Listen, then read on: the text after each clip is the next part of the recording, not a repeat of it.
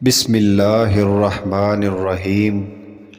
السلام علیکم ناظرین، میرا نام ہے اطہر ریاض اور آپ دیکھ رہے ہیں اطہر وائس یوٹیوب چینل۔ آج کی اس ویڈیو میں ہم ایک کفن چور کا واقعہ بیان کریں گے۔ تو جو دوست ہمارے اس یوٹیوب چینل پر نئے ہیں ان سے گزارش ہے کہ ہمارے اس یوٹیوب چینل کو سبسکرائب کریں۔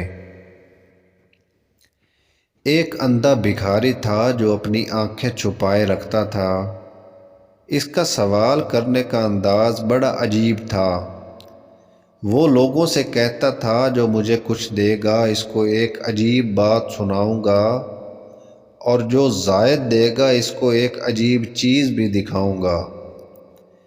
ابو اسحاق ابراہیم رحمۃ اللہ علیہ فرماتے ہیں کسی نے اس کو کچھ دیا تو میں اس کے پاس کھڑا ہو گیا۔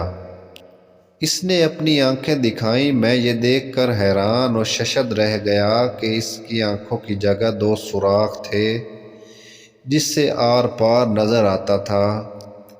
اب اس نے اپنی داستان حیرت نشانی سنانی شروع کی۔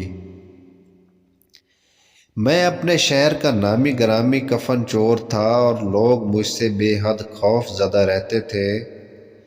اتفاق سے شہر کا قاضی یعنی جج بیمار پڑ گیا۔ اس کو جب اپنے بچنے کی امید نہ رہی تو اس نے مجھے 100 دینار بھجوا کر کہلا بھیجا کہ میں ان 100 دیناروں کے ذریعے اپنا کفن تجھ سے محفوظ کرنا چاہتا ہوں۔ میں نے حامی بھر لی۔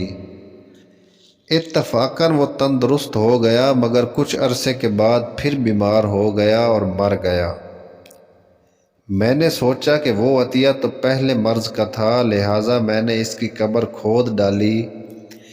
قبر میں عذاب کے آثار تھے اور قاضی جج قبر میں بیٹھا ہوا تھا اور اس کے بال بکھرے ہوئے تھے اور آنکھیں سرخ ہو رہی تھیں۔